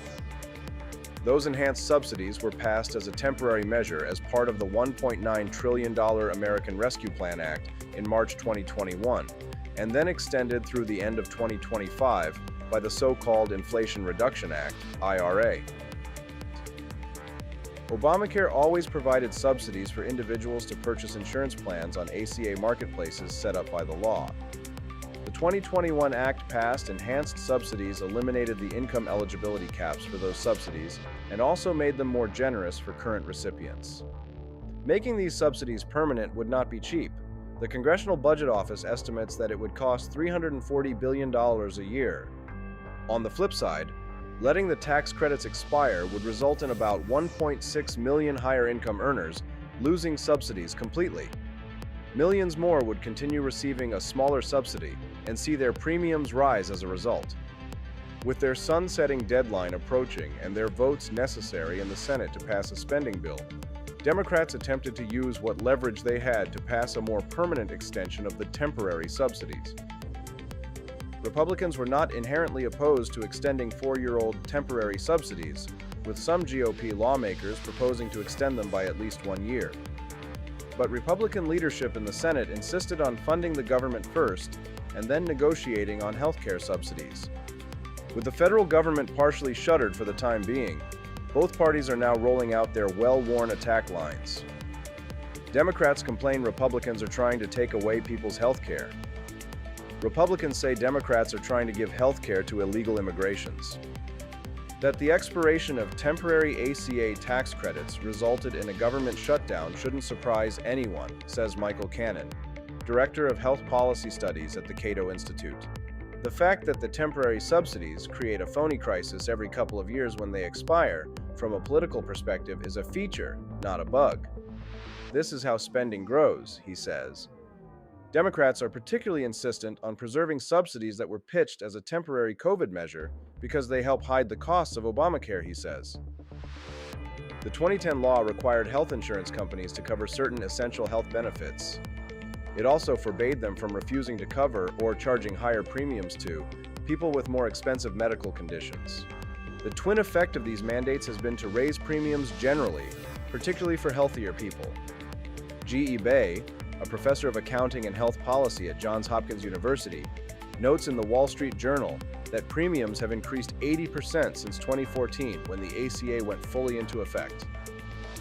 The 2021 expansion of the ACA subsidies attempts to mask the cost of rising premiums by shifting more of the expense onto taxpayers as a whole.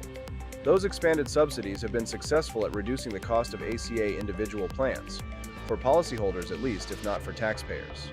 The health policy research outfit KFF says that since the enhanced subsidies were passed, enrollment in the ACA marketplace plans has increased from 11 million to 24 million, the vast majority of whom are benefiting from the post-2021 subsidy enhancements. Cannon says the increased post-2021 enrollment in Obamacare marketplace plans merely shows how unpopular the insurance products created by the law really are. Only through extensive subsidization of high-income earners are people willing to participate in ACA marketplaces. Without the subsidies, many people would simply not purchase the high-cost ACA marketplace plans. The penalty for not purchasing health insurance was zeroed out in 2019.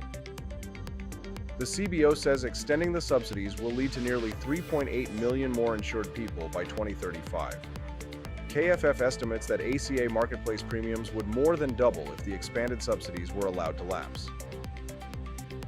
The immediate increase in policyholders' premiums helps explain why Democrats felt this was an issue they could get political mileage out of during a shutdown fight. It also explains why plenty of Republicans are willing to negotiate on yet another extension of temporary enhanced subsidies to prop up a law the party uniformly opposed when it was passed. Cannon, in contrast, says the subsidies should be allowed to lapse. That would force policymakers to actually deal with the regulations driving up the cost of health insurance premiums, as opposed to just hiding the cost in the federal budget. Everything in U.S. healthcare is a fiscal illusion. They want to keep hiding the cost of Obamacare's health insurance regulations, says Cannon.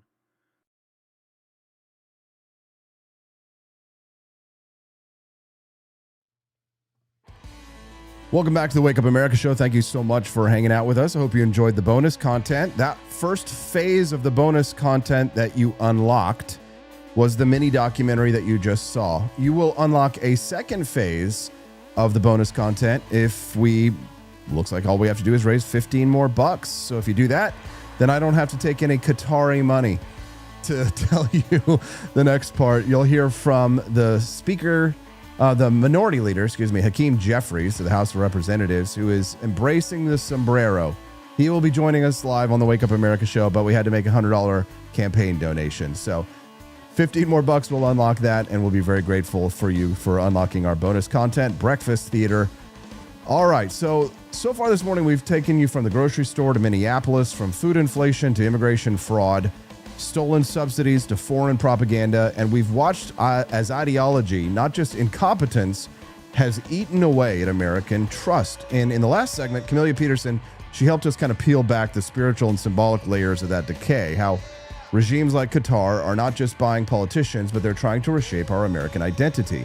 But all of that brings us to a deeper question, the tectonic shifts beneath the American right. Something is changing, and it's not just a rebranding, it's an ideological realignment. Populism has replaced principle.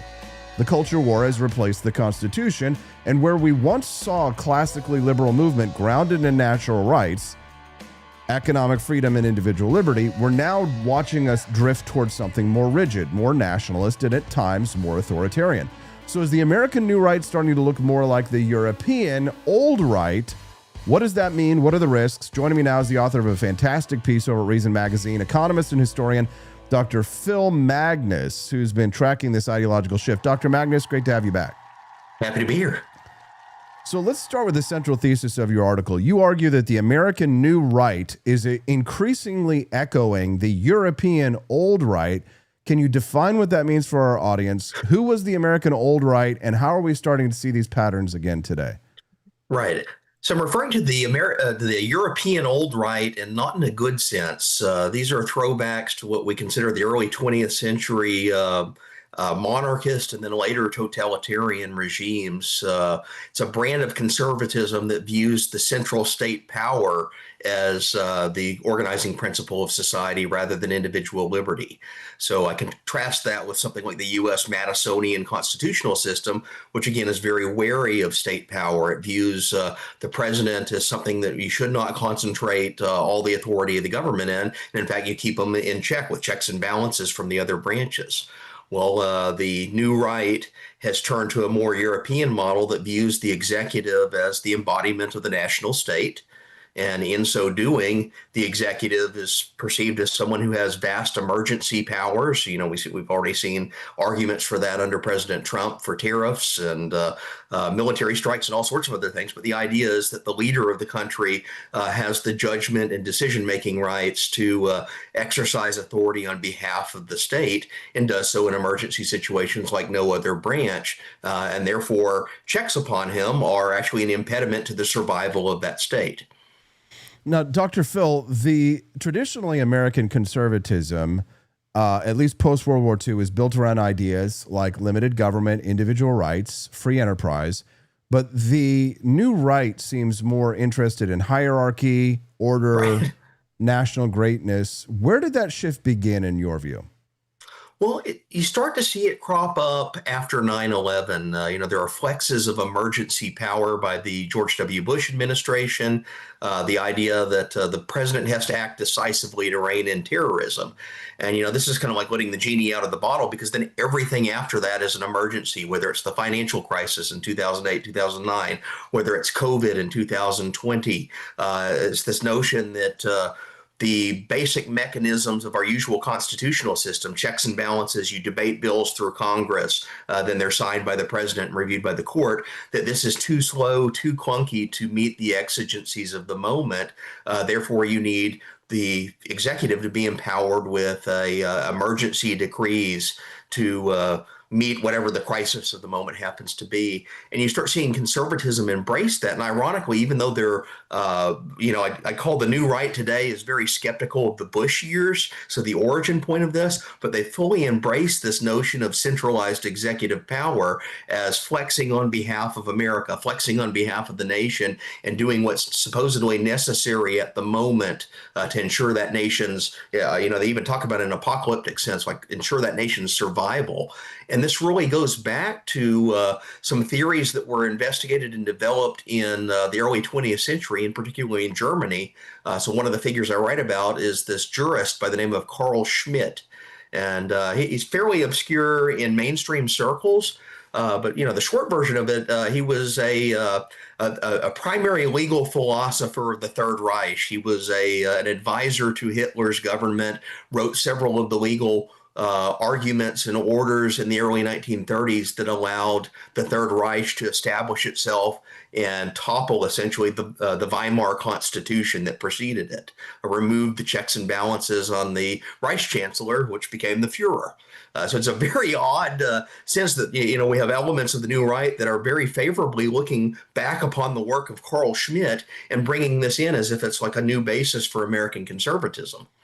Is this a situation, Dr. Phil, where it's like Hitler drank water, so therefore it's bad? I mean, is this a situation where Carl Schmitt made some good points that anybody could agree with, and that's what some of these people are saying, just to try and give them the benefit of the doubt, or not? Right. Well, they'll certainly claim that. They'll accuse you of ad hominem if you point out that Schmitt is this Nazi jurist. But what I do in the piece and Reason is I show side by side Schmitt is offering his philosophical arguments for a strong executive side by side and in conjunction with his political advocacy on behalf of the Nazi Party. So one of the first articulations and attempts to apply his theoretical principles of law into practice comes about in 1934. It's after this event referred to as the Night of the Long Knives. This is when Hitler purged the rest of the German government of all of his competitors.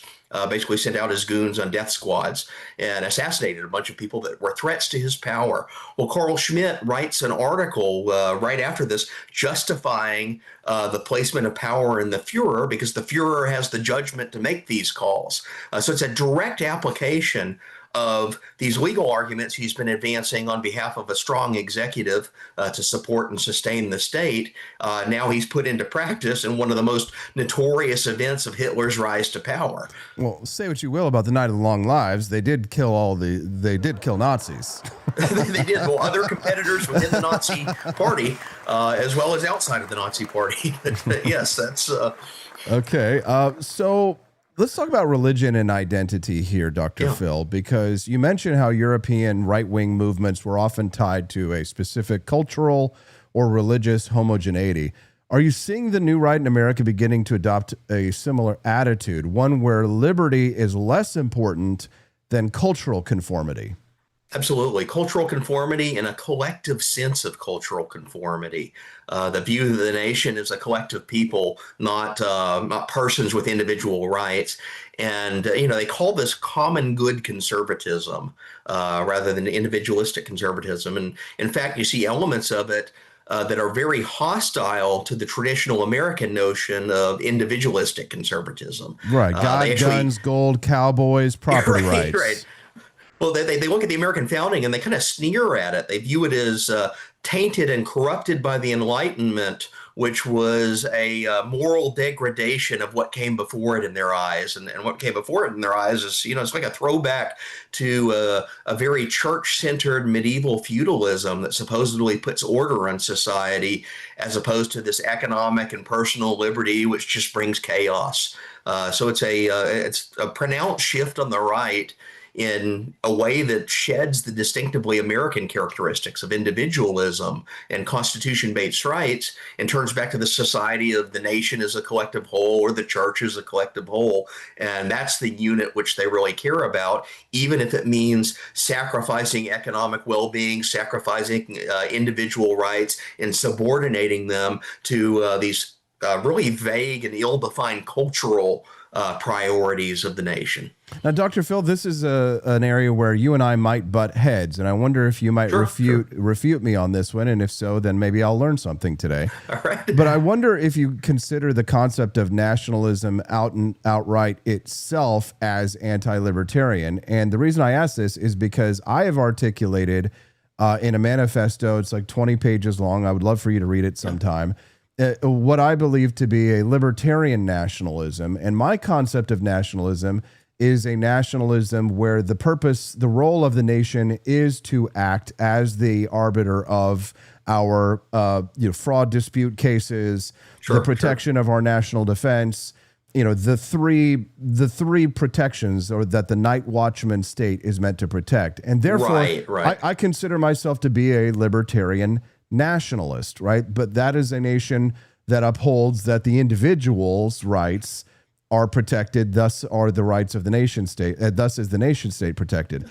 So do you see nationalism itself? Because I've warred with Alex Narasta in the past on this one. He's told me I'm not a real libertarian, of course, which, you know, I get that every day from everybody. But do you think that nationalism itself is outright hostile to the idea of individual liberty, or can the two coincide?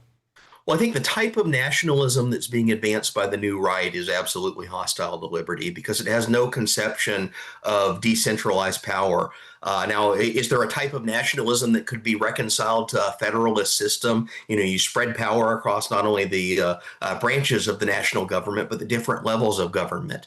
Yes, absolutely. There's a sense of a role for the nation state, and that as an actor in the foreign policy arena. I am generally anti-war, but nonetheless, that is the instrument that's set at the constitutional level to act on the nation's behalf if a war is declared. Again, it has to go through Congress. We haven't done that very much in recent decades. So you don't buy into the anarchist concept that a nation state has no right to exist. So then a libertarian nation state, as outlined in the works of people like Robert Nozick, Anarchy, State, and Utopia, and other minarchists like Friedrich Hayek or Ludwig von Mises, what if it's not a Carl Schmittian version of nationalism, that it's not necessarily outright hostile to our ideals. Yeah, so basically where I come down, in the ideal world, there'd be no government for me. The world that we have, there's a mechanism and a place for government, and I would rather have that constitutionally constrained and properly ordered system. That yes, it does have a national government operating under restrictions of constitutional constraint. Now, you look at someone like a Schmittian, they actually view constitutional restrictions as obscuring the purpose of the state. They make it difficult to govern. And I look at that and say, yes, that's exactly the point. That's the point. You want a constitution that makes it difficult to govern because that constrains the state from abuse. A Schmittian looks at that and says, well, these are false obstacles thrown up basically to impede the strong leader, the strong executive from doing what is necessary for the state's survival. So these Schmittians, they hate liberal constitutionalism precisely because it creates obstacles to what they want to do. I've only got you for a few more minutes, Dr. Phil, so I'm going to speed up to the end of my questions here. You wrote that many of these movements treat liberalism as the enemy, not the left, not socialism, right, but liberalism itself. So many of these on the new right see as their primary enemy you and me. Yes, that's absolutely the case. And in a weird way, it's another throwback to the early 20th century Europe scene. It's the 1920s and 1930s Germany. You saw the Nazis emerge on the far right, but there were also these Marxist movements on the far left. And yes, they did clash with each other, but both of them united in a hatred of the liberal middle. Kill the libertarians, in other words. Yes, exactly. And you see some of the same language being adopted by the new right today. They rant and rave about the neoliberal economy that is supposedly the source of all of our problems. And they adopt terminology about workers that sounds almost Marxian in their nature, although they direct it in a more nationalist sense. So socialism versus, I dare say it, National Socialism emerging on some elements of the far new right. Dr. Phil, last question. Is there a future where the libertarian tradition and the new populist right can coexist? Because we're not going away, and I don't think any time in the near future that they're going away. Or do you think this is a permanent schism? Can liberty survive this realignment? Because there's more of them than there are of us. Well, and that's the oddity. I think there are more of them numerically in the sense that, yes, they're ascendant in the Republican Party, although I think their intellectual leaders are a very, very small group. Some of these characters that are writing on the post-liberal tradition, it's a dozen guys that are mostly failed academics operating with the slush fund of Viktor Orban's government behind them. So it's a real oddity in that sense that a very, very fringe nationalistic new right ideology has been embraced in halls of political power, but I think has been embraced by reasons of convenience of the moment.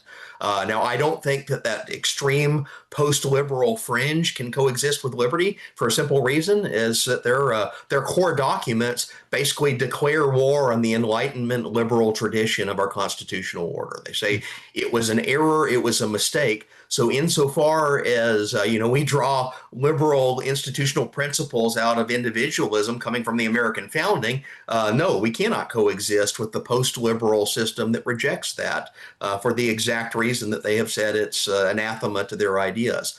On the other hand, I do see a future in which, people that are sitting on the fence or people that have shifted in this kind of uglier form of nationalism version at the moment do swing back to our constitutional order. And maybe that's in a future political administration when they see some of the tools the post-liberals, new right types have deployed on the left, if they see them being embraced by like a future Gavin Newsom or AOC administration, heaven forbid that happens. But I would certainly expect people to start questioning whether this is a prudent move to put so much power in the executive once they see the other side using it and flexing it. Dr. Phil, I know that you've got to run. Is there anything else that you would like to share with our audience before we let you go today? Yeah. Well, I guess the final thought is, I'd urge your listeners to be very wary of these new right theorists when they're starting to dig into figures like Carl Schmitt, some of the others from the 19th century that they like are Thomas Carlyle, Joseph de Maistre. These are really cranky, reactionary, anti-liberal, anti-individualist thinkers. It's an ugly undercurrent of their intellectual scene. And, don't be afraid to call them out as Nazis. Carl Schmitt was absolutely a Nazi, and his Nazi ideology walked hand in hand with his philosophical principles. So if you start seeing new right figures say, hey, Carl Schmitt is our guide for the United States of America today, you should recoil in horror because, this is an attempt to import an explicit Nazi ideology into the American tradition. And, we fought a war over that. World War II, I think, settled that once and for good. So to see it come back is actually kind of horrifying, but we should be loud in condemning it. It's just a shame that communism wasn't as soundly defeated, but... Exactly. Dr. Phil, thank you for all you do. When you come on the show, everybody says how much they love your segments. So please do come back and join us again and keep writing great pieces. We look forward to having you back again very soon. Happy to be here. Said erratic, and I believe you used the word unhinged the other day. I did. Are you trying to draw a line between President Trump's acuity, his mental state, and what's going on here with the shutdown? No. I'm actually referring to some of his social media posts, which didn't seem to make a lot of sense. The sombrero and the mustache? Correct. Well, it would seem to me that as the President of the United States, on the brink of a government shutdown, if you actually wanted to bring everyone together to try to get to a resolution in a common sense, bipartisan way, that's not the type of behavior that we would see. Said erratic, and I believe you used the word unhinged the other day. Ok, esto es mucho simple. El Democrat Party es mucho retardo, okay? Mucho retardo. Especially el Hakimo Jeffries y el Chucko Schumer. They are extra retardo. So El Presidente and I cannot negotiate with these Democrat retardos. It's imposibly, mucho imposibly. Gracias, amigos. Oh, and make sure you El voto for LJD Vanso in El 2028. All right, so here's the story.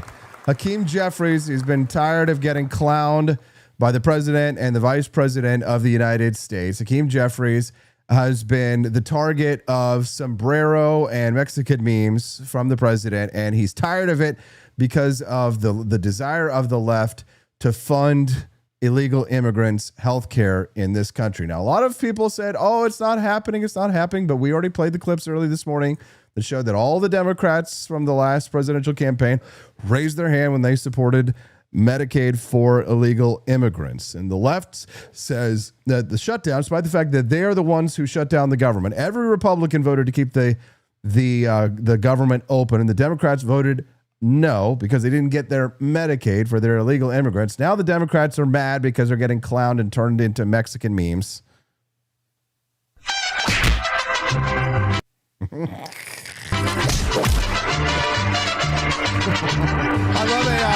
I love AI.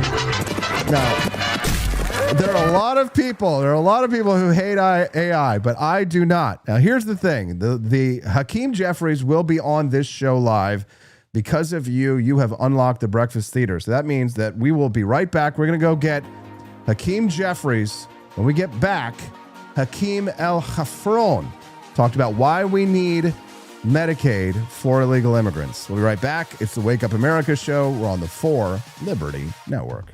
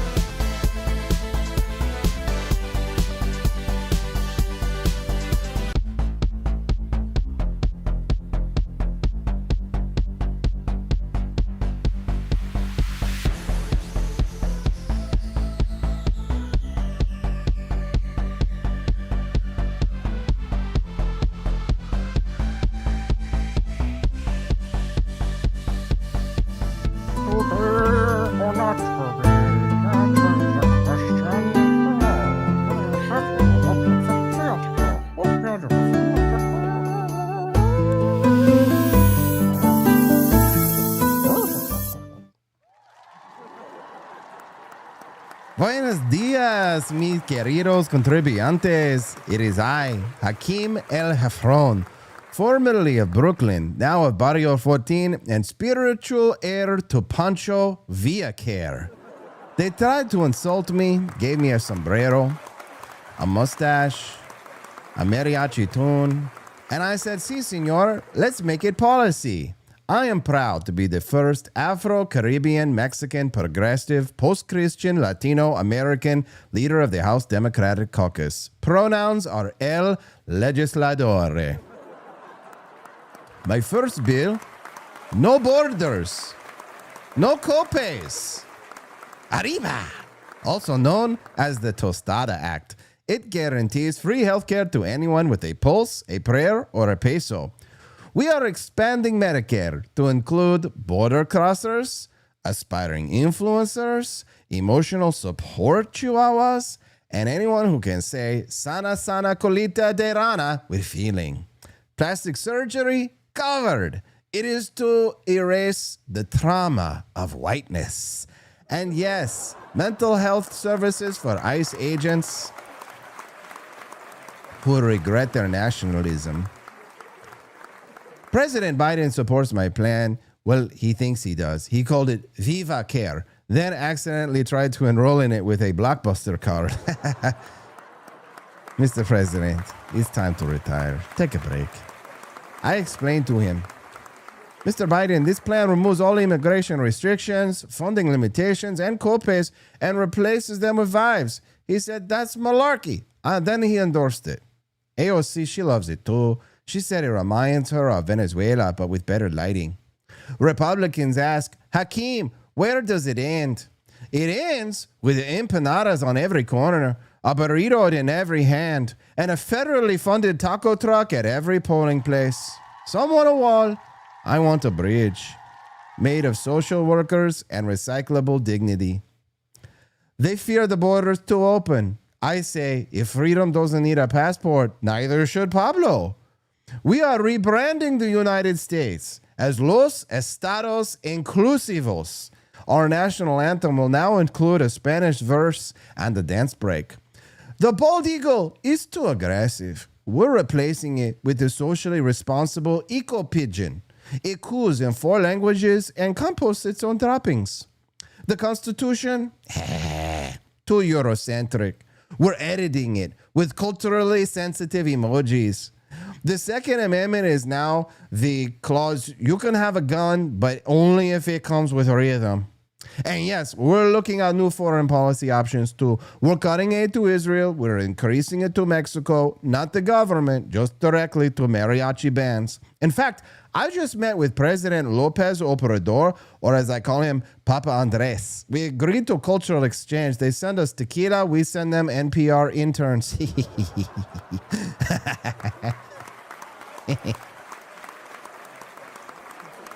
We're also sending 20,000 copies of Michelle Obama's memoir to Tijuana as part of our new anti-colonial outreach. Yes. We're funding this with my new tax plan, the Taco Equity Levy. Every time you say American Dream without the land acknowledgement, you owe the Treasury $5 and an apology flan. I will also be taxing leaf blowers, pickup trucks, and the word merit. All proceeds go to the National Latina Trans Farm Worker Legal Defense Fund, an organization I founded last week during an ayahuasca ceremony. It's good. It's good. So I say to you, America, let us embrace our destiny. Let us be bold. Let us be bilingual. Let us trade your fear for flavor. And when they ask what we stand for, we say freedom, justice, and guacamole for all. Vote Hakeem El Jefron, El Hombre del Pueblo, El Plan de Pelosi, El Corazón de Bernie y la Cintura de Shakira. Viva la revolución déductible.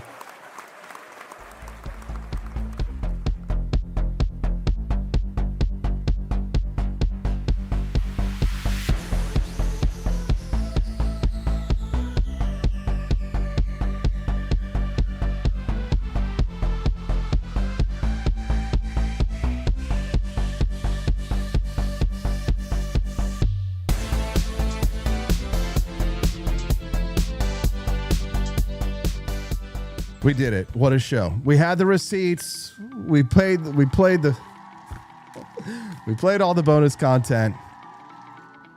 Thank you guys so much for all of your financial support. We get it from you guys, so we don't have to get it from Qatar or Israel. Israel, Yerushalayim Shel Sahaf. I know. You guys are thinking that I'm going to go back and I'm going to take my Israeli bucks for all this. But every day we hear Israel all over the internet. Well, maybe it's time for us to talk about somebody else. That's okay. We can talk about somebody else. Sure. You want to read about Israel all day long? They're all day long. They're spending money talking about how terrible Israel is and the AIPAC money. You're going to find 1 billion podcasts on that. But if you watch the Wake Up America show, you get an alternative to the alternative. And that's why you watch us. Thank you to everyone who supported us and who stepped in this morning with your financial contributions. We're so grateful. People like yourself make it easier for myself to stay financially free. And that's where I get a lot of my credibility from. It's because you guys step in. I'm so grateful to people like Dadbod Baboon and Quest Fanning as Season Groth. And to be honest, I think there are probably a lot of you who watch this show who don't agree with my opinions on this foreign policy topic. And I actually want to say thank you to you because you actually stick around and listen to opinions that you don't agree with, which is something that most people can't do. Have a wonderful day. We'll see you guys right back again here tomorrow because it's Freedom Family Friday. But what's tonight? Culturama with Daniela Pensac. Don't miss that at 7 p.m. Central on the 4 Liberty Network at 4libertynetwork.com. And as you exit, where do you exit? You exit through the Grift Shop. Don't forget, we've got our Charlie Kirk Simply Freedom t-shirts. All of the net profits go to Turning Point USA. Have a wonderful day. We'll see you guys right back again here tomorrow on the Wake Up America shows for Liberty Network.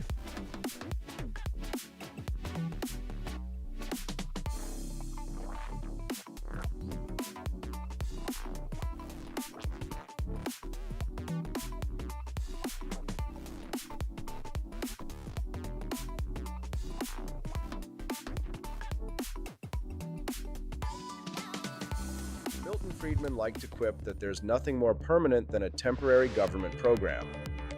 We're seeing more evidence for this adage as the government shutdowns following Democrats' refusal to vote for a spending bill that did not include an extension of Temporary Affordable Care Act, ACA, aka Obamacare, subsidies passed during the pandemic. Those enhanced subsidies were passed as a temporary measure as part of the $1.9 trillion American Rescue Plan Act in March 2021, and then extended through the end of 2025 by the so-called Inflation Reduction Act, IRA.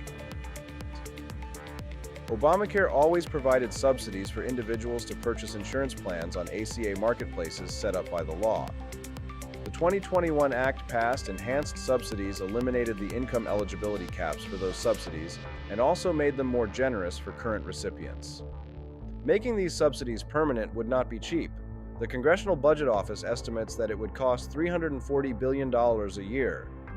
On the flip side, letting the tax credits expire would result in about 1.6 million higher income earners losing subsidies completely. Millions more would continue receiving a smaller subsidy and see their premiums rise as a result. With their sunsetting deadline approaching and their votes necessary in the Senate to pass a spending bill, Democrats attempted to use what leverage they had to pass a more permanent extension of the temporary subsidies. Republicans were not inherently opposed to extending four-year-old temporary subsidies, with some GOP lawmakers proposing to extend them by at least 1 year. But Republican leadership in the Senate insisted on funding the government first and then negotiating on health care subsidies. With the federal government partially shuttered for the time being, both parties are now rolling out their well-worn attack lines. Democrats complain Republicans are trying to take away people's health care. Republicans say Democrats are trying to give health care to illegal immigrations. That the expiration of temporary ACA tax credits resulted in a government shutdown shouldn't surprise anyone, says Michael Cannon, Director of Health Policy Studies at the Cato Institute. The fact that the temporary subsidies create a phony crisis every couple of years when they expire, from a political perspective, is a feature, not a bug. This is how spending grows, he says. Democrats are particularly insistent on preserving subsidies that were pitched as a temporary COVID measure because they help hide the costs of Obamacare, he says. The 2010 law required health insurance companies to cover certain essential health benefits. It also forbade them from refusing to cover or charging higher premiums to people with more expensive medical conditions. The twin effect of these mandates has been to raise premiums generally, particularly for healthier people. G.E. Bay, a professor of accounting and health policy at Johns Hopkins University, notes in the Wall Street Journal that premiums have increased 80% since 2014 when the ACA went fully into effect. The 2021 expansion of the ACA subsidies attempts to mask the cost of rising premiums by shifting more of the expense onto taxpayers as a whole. Those expanded subsidies have been successful at reducing the cost of ACA individual plans, for policyholders at least, if not for taxpayers. The health policy research outfit KFF says that since the enhanced subsidies were passed, enrollment in the ACA marketplace plans has increased from 11 million to 24 million, the vast majority of whom are benefiting from the post-2021 subsidy enhancements. Cannon says the increased post-2021 enrollment in Obamacare marketplace plans merely shows how unpopular the insurance products created by the law really are. Only through extensive subsidization of high-income earners are people willing to participate in ACA marketplaces. Without the subsidies, many people would simply not purchase the high-cost ACA marketplace plans. The penalty for not purchasing health insurance was zeroed out in 2019. The CBO says extending the subsidies will lead to nearly 3.8 million more insured people by 2035. KFF estimates that ACA marketplace premiums would more than double if the expanded subsidies were allowed to lapse. The immediate increase in policyholders' premiums helps explain why Democrats felt this was an issue they could get political mileage out of during a shutdown fight. It also explains why plenty of Republicans are willing to negotiate on yet another extension of temporary enhanced subsidies to prop up a law the party uniformly opposed when it was passed. Cannon, in contrast, says the subsidies should be allowed to lapse. That would force policymakers to actually deal with the regulations driving up the cost of health insurance premiums, as opposed to just hiding the cost in the federal budget. Everything in U.S. healthcare is a fiscal illusion. They want to keep hiding the cost of Obamacare's health insurance